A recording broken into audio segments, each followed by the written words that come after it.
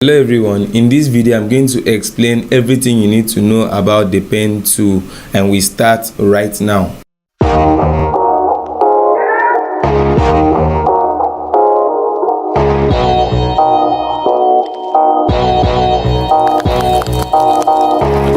Subscribe and click on the bell so you won't miss any video. Okay, the pen tool is used to create paths. It can be used to create smooth paths that you can stroke with a brush or turn to a selection. The pen tool is effective for designing and selecting smooth surfaces or layouts. Now I'm going to tell you why you should use the pen tool. The pen tool is the most accurate way to create cutouts in Photoshop, and your pen paths are always editable. And lastly, you can make accurate selections from your paths. Now you know what the pen tool is and why you should use the pen tool. I'm going to tell you guidelines you should note when using the pen tool. The pen tool allows you to create points and make a curve or line in your images. These points are called anchor points, which joins a line or curve together. A quick tip here is use simple points as possible. When using the pen tool, take note of these 3 points. 1 is control on your keyboard, 2 is alternate, and P as the shortcut key for pen tool. When using the pen tool, don't forget P is the shortcut key for pen tool. The pen tool creates 2 types of curve: the complex curve and the simple curve. The simple curve is a point and you draw a curve and create another point which forms just one curve, while the complex curve is point A, you create a curve and you get point B, and create another point and you create point C. Now this forms more than 2 points, and the pen tool always wants to create curves and create curves till infinity. If you continue using the pen tool, it will always create curves till infinity, but you can control these curves by using alternate. When you click on alternate, then you click on any anchor point, you can change that curve to a straight line or an angle. So when using the pen tool, don't forget the simple curves and the complex curves. The simple curves has only 2 anchor points, and complex curve has more than 2 anchor points. Now I think I'm talking more about theory. Let's go into practical. Now I'm going to cut out the background of this image using the pen tool, and I will press P on my keyboard and my pen tool is activated. Then I can zoom in and create a point here, which is point A, and I'm going to create another point here to create a simple curve. Now I have 2 points. Automatically this is a simple curve here. Now I want to create another curve. I'm going to press alternate on my keyboard and click on this anchor point to create another curve like this. As you can see, I have a complex curve this time around.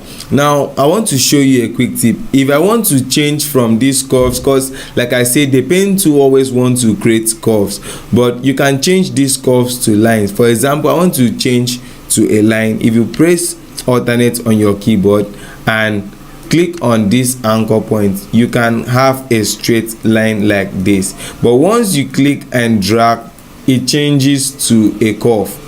So I'm going to press Ctrl Z to take all this back. Now I will continue with my cutout. I'm going to be very slow so you see the step-by-step process on how to use the pen tool. Click here again.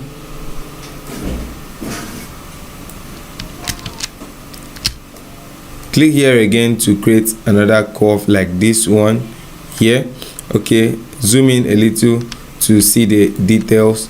Press alternate and continue like this.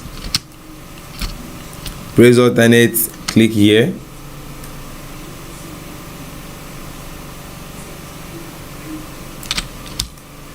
My cutout may not be perfect, but ensure you know how to use this and I'm very slow because I want you to master this tutorial.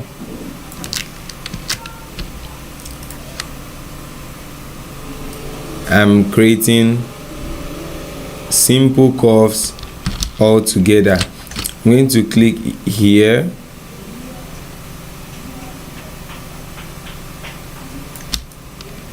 and here,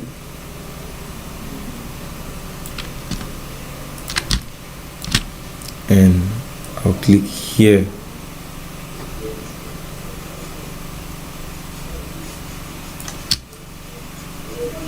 Okay, press alternate and create this curve here. Okay, and I'll continue my cut out.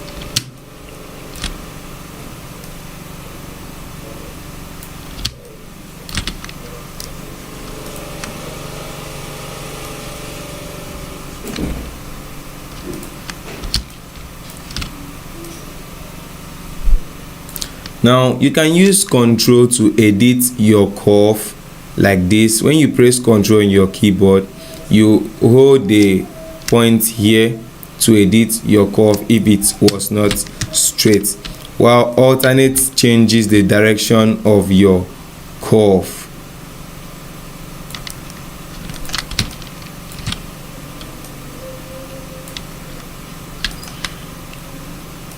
And I've come to the last point of this image, so I'm going to join my anchor points here.